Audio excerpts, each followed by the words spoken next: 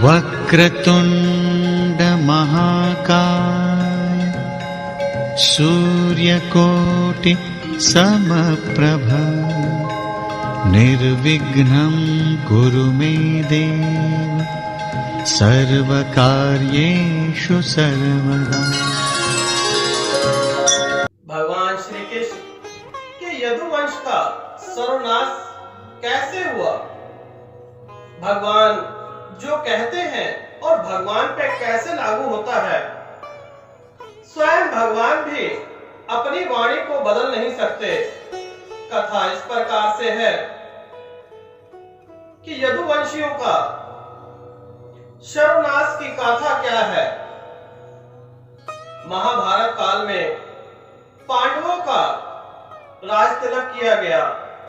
वहां पर माता गांधारी आई। वहां पर श्री कृष्ण भगवान उपस्थित थे। पांडव अपने पूर्वजों के आशीर्वाद ले रहे थे। पीछे पीछे भगवान श्री कृष्ण भी चल रहे थे।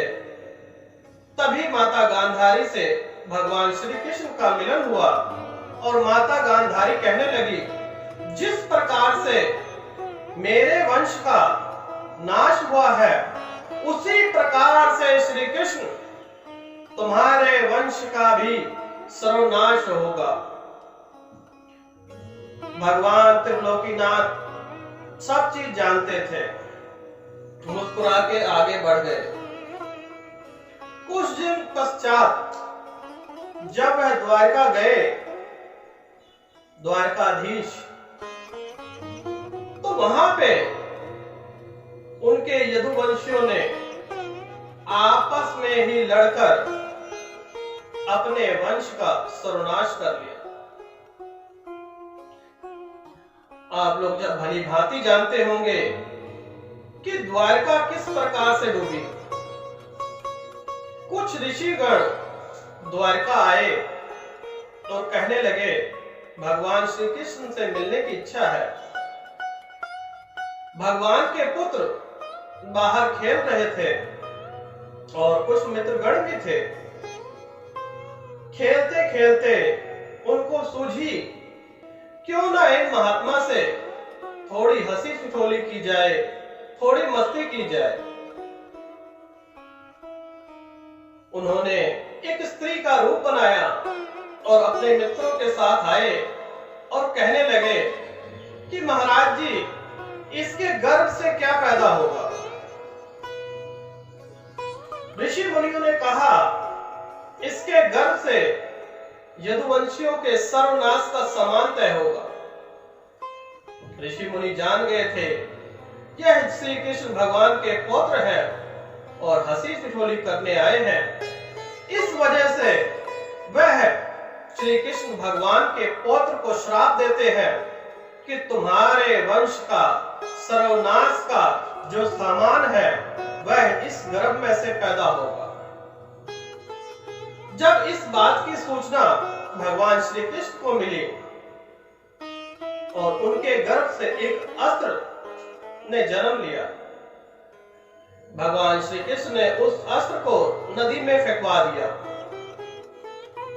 और चारों तरफ यह सूचना दे दी कि आज से जो भी मदिरा बनाएगा उसका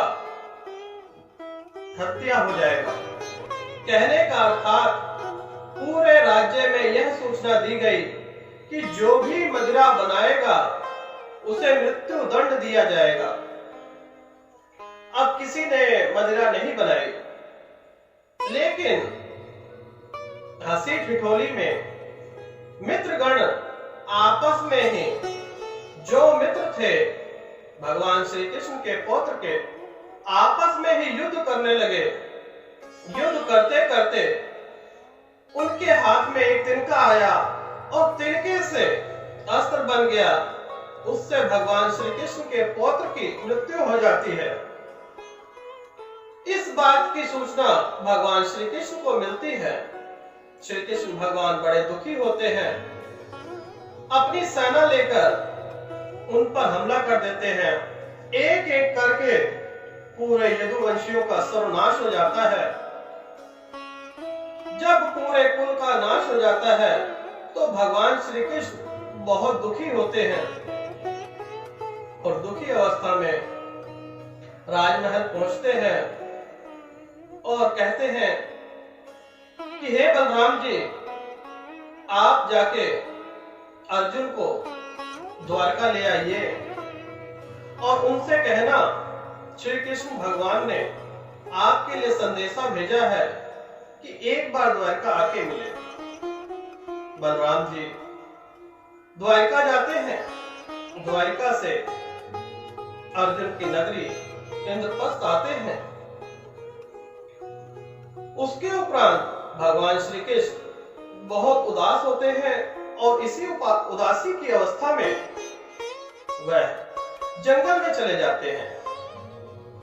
भगवान श्री कृष्ण अंतर ध्यान, उनको बहुत सारी विद्याएं थी, क्यों ना हो, वह विष्णु भगवान का अवतार थे और उन्होंने देख लिया था कि चंद पलों में द्वारका डूब जाएगी।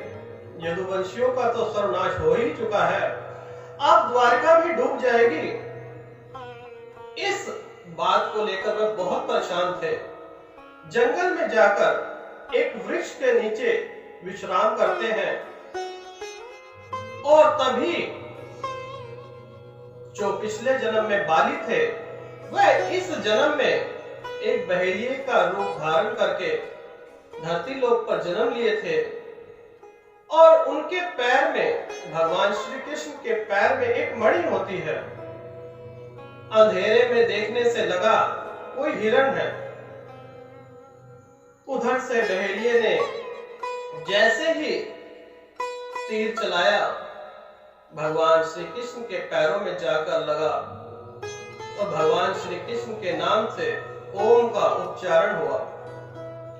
बहेलिया दौड़ा हुआ आया और पछताने लगा, कहने लगा, हे द्वारकाधीश, मुझे ये बात का पता नहीं था कि आप हैं। मैंने तो जानवर समझ के तीर चलाया था। तब भगवान उस बहेलिये को यह बताते हैं कि जो कुछ किया वो आपके बस में नहीं था, ये सृष्टि का विधान है।